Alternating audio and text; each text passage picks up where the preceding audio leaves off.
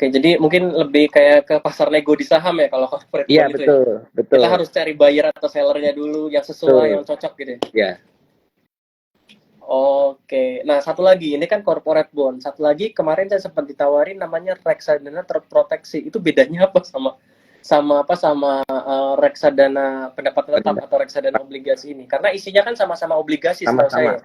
Iya, betul. Kalau dari segi underlying-nya nggak ada perbedaan, sama-sama isinya obligasi juga, tapi reksadana terproteksi ini ada lock up periodnya. Makanya eh, reksadana terproteksi bisa memberikan indikasi return. Kan biasanya kan di proposalnya, di penawarannya Mhm.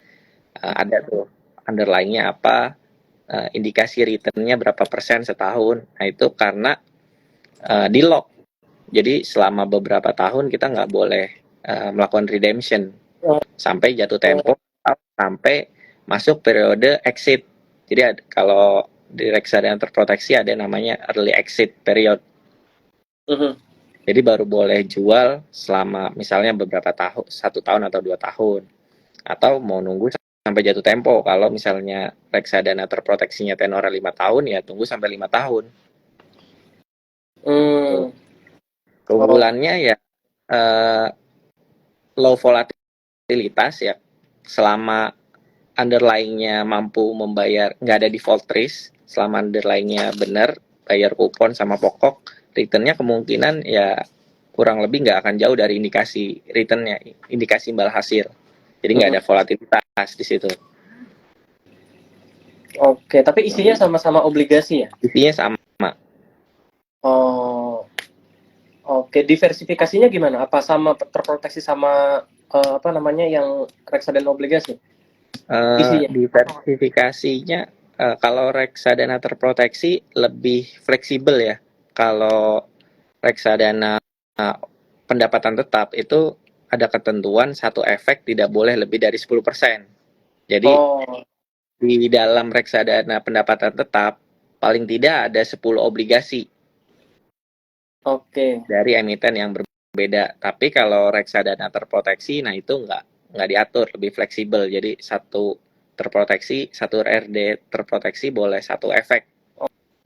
Oh, oke. Jadi kalau misalkan ada satu underlying-nya default atau gagal bayar pun Nah itu resikonya, nggak masalah, oh bukan nggak masalah ya, tapi itu kan jadi masalah. Tapi jadi maksudnya masalah. efeknya nggak sampai drop down-nya jauh banget ya. Oh iya, ya kalau reksadana pendapatan tetap karena lebih terdiversifikasi, lebih lebih aman dari sisi volatilitas risknya nggak tinggi, nggak setinggi bond reksadana yang tidak terdiversifikasi.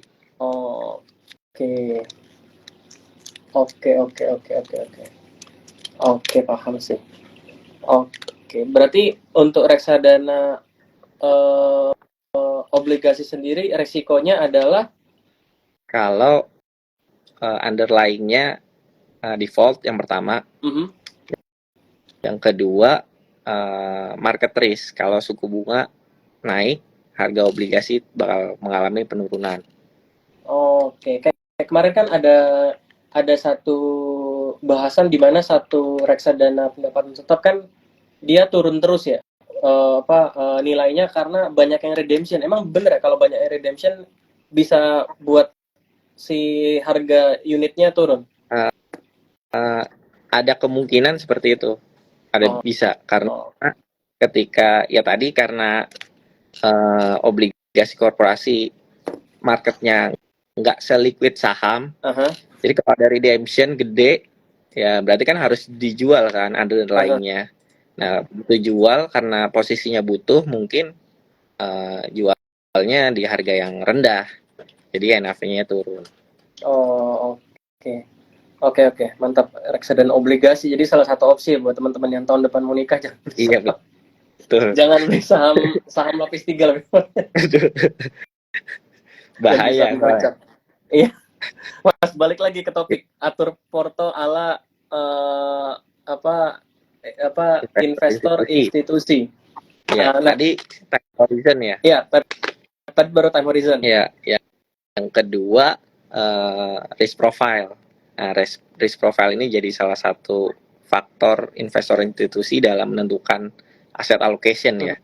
Kalau private equity maupun hedge fund, nah biasanya dia lebih agresif dibandingkan dana pensiun, life insurance atau yayasan yang mengelola endowment fund atau dana abadi. Nah itu lebih konservatif karena menyangkut hajat banyak orang ya.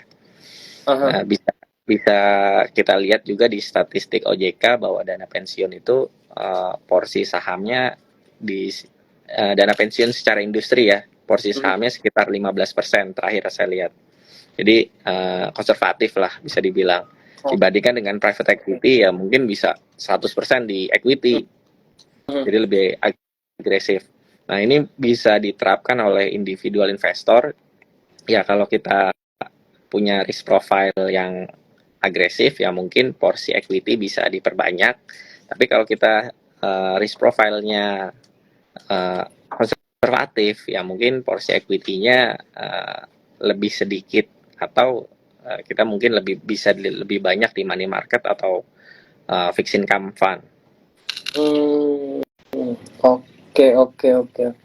Nah, kalau boleh kita coba fokus di equity, penerapannya gimana ya? Kita kan yang nonton ini saya yakin 99% pelaku pasar terutama di di pasar saham kan. Ya. Di pasar saham. Nah, kalau pasar saham itu kan kaitannya erat sama reksadana saham. Ya. Nah, kalau dari MI sendiri ngatur untuk yang reksadana saham itu gimana kriterianya? Maksudnya tadi kan kita ngatur dari sisi instrumennya. Oh, dari yang resikonya paling rendah ada reksadana pasar uang, maju ke mid, lalu paling tinggi kan ada reksadana saham. Nah, sekarang kalau kita fokus ke saham kan pasti dalam saham itu pun ada saham-saham yang beresiko dan tidak beresiko. Nah, itu gimana? Apakah lihat market cap atau gimana dari MI? Kalau dari MI ya tentunya karena umumnya fund-nya lebih besar dibandingkan retail investor. Ya walaupun sekarang banyak juga investor retail yang dana kelolaannya lebih besar daripada institusi. Tapi secara umum karena fund-nya lebih besar size-nya, kita lihat dari sisi likuiditas. Jangan sampai kan kita beli saham bisa masuk nggak bisa keluar. Nah itu kan bahaya juga.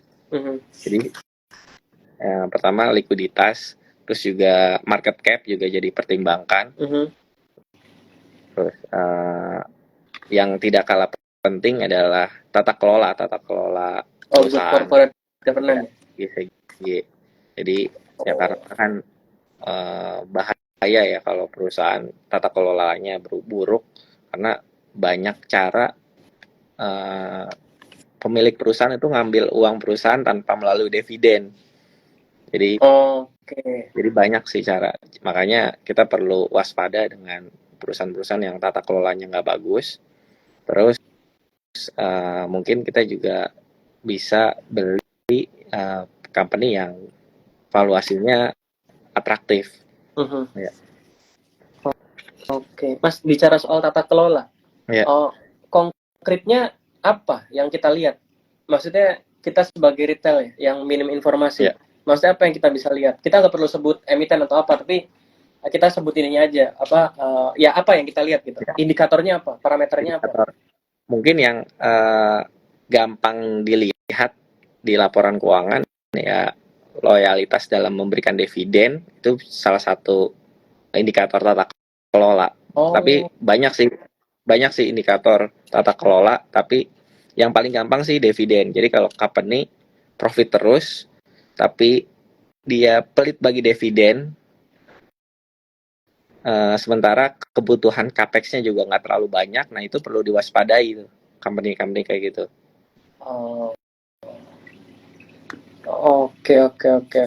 Oke. Next lanjut Mas. Ya. Tadi risk profile ya. Iya, risk profile. Yang ketiga condition. Jadi kondisi ekonomi juga mempengaruhi strategi investasi kita dalam memilih aset alokasi. Jadi ketika kondisi ekonomi sedang ekspansif, nah biasanya yang aset yang bakal outperform adalah equity. Sementara Hmm. ketika ekonomi melambat, ya biasanya secara umum fixed income fund yang bakal outperform dibandingkan equity. Jadi ketika Oke. ekonomi melambat atau resesi ya.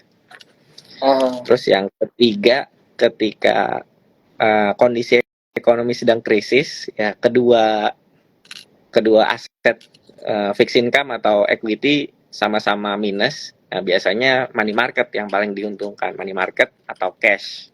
Ya karena dia lebih low volatile, dan kalau cash ya kita bisa dapat keuntungan ketika krisis, kita bisa beli di harga bawah. Mhm. Oh, berarti yang dilihat bisa dibilang pertumbuhan ekonominya ya? Iya, pertumbuhan ekonomi, terus selisih spread corporate bond dengan government bond, selisih spread tenor panjang dengan tenor pendek, PMI, ada banyak sih. Oh, berarti kalau MI itu harus tunggu konfirmasi ya, Mas? Karena ada prakteknya ya, kalau saya lihat di market ya. Terkadang apa namanya? Terkadang indikatornya udah resesi, tapi marketnya udah jatuh, atau kebalikannya gitu kan. Indikatornya udah recovery, tapi marketnya udah keburu bullish gitu, atau keburu lari gitu, atau keburu di atas. Nah, itu MI emang tunggu indikator itu atau memang ada pertimbangan lain selain itu? Sebenarnya kalau kita lihat pertumbuhan ekonomi itu kan datanya agak lagging ya. Iya, Pertama, betul. dia datanya kan 3 bulanan, dan kedua dia ada delay, biasanya sebulan, dan market udah kemana tahu. Makanya saya lebih suka indikator yang leading indikator kayak Aha, data market, kayak data komoditas, aha. uh, yield SBN, terus selisih SBN tenor panjang dengan tenor pendek, selisih yield corporate bond dengan government bond sebagai gambaran dari credit risk di Indonesia, ya kurang lebih gitu. Yang high frequency data. Iya. Oh, oke, oke. Nah, ini pertanyaan saya mungkin terakhir sebelum kita baca pertanyaan teman-teman. Mungkin yang terakhir ya. Ya. Ini sebenarnya saya kepo dari dulu. Saya ada dengar, tapi lebih baik kita tanya langsung ke ya orang fund manajernya langsung gitu kan. Ya. Jadi kita tahu jadi ada beberapa produk reksadana yang AUM-nya besar. Ya. Dan rata-rata saham pegangannya itu mostly yang big cap ya. Ya. Big cap dan biasanya fundamentalnya bagus. Contoh misalkan BRI, BCA atau banking lah, itu paling umum dipegang sama produk-produk tersebut gitu kan. Ya. Nah, ini saya tidak mendiskreditkan emiten ini, enggak ya. Ya. Cuma waktu itu kan ada saham Goto dan Bukalapak IPO. Ya. Itu kan secara volatility kita lihat sangat volatile gitu kan. Dan kita lihat laporan keuangannya pun nggak untung alias rugi gitu. Nah, kenapa tetap ada MI yang beli ya? Apalagi MI yang AUM-nya gede-gede itu loh. Yang kadang saya bingung. Bahkan saya ada lihat satu unit link, kan unit link juga yang kelola MI kan. Ada unit link di equity, dia beli Goto sama Bukalapak gitu. Maksudnya itu apakah mandatori atau memang MI-nya ngelihat sesuatu di kedua perusahaan ini dan akhirnya beli gitu? Yang pertama, kalau itu mandatori mungkin bisa terjadi kalau itu reksadana indeks atau ETF. Jadi into market ya, ketika Goto dalam list indeks tersebut, ya mau nggak mau kan harus dibeli supaya kinerjanya mirroring ke indeks. Iya. Yang kedua ya mungkin ya view-nya kan berbeda. Menurut MI tersebut bisa jadi ya kedua emiten tersebut bakal perform, tapi mungkin ya ternyata kinerjanya di bawah ekspektasi, ya sampai sekarang harganya turun, koreksi. Itu kan balik lagi ya, MI kan juga manusia ya. Iya. Mungkin bisa salah juga. Oke, jadi memang ada yang mandatory karena reksadana indeks ya, dia indeksnya ganti, dia wajib ganti gitu kan? Iya, betul. Wajib ada satu yang memang MI-nya mungkin punya berkoordinasi, report research sendiri dan segala macam ya. Oke. Ini pertanyaan bagus Mas di bawah. Pak, kalau para MI apakah juga cut loss? Nah, MI itu boleh cut loss gak sih? Terus MI kalau boleh. cut loss, Boleh. Boleh cut loss. Ya. Karena kalau yang saya dengar kalau MI apa sorry bukan MI tapi Kalau Dapen, BUMN itu nggak boleh ya? ya dulu nggak boleh, tapi setelah keluar RUU baru, saya lupa namanya, itu diperbolehkan cut loss dengan reason untuk menghindari kerugian yang berlebih.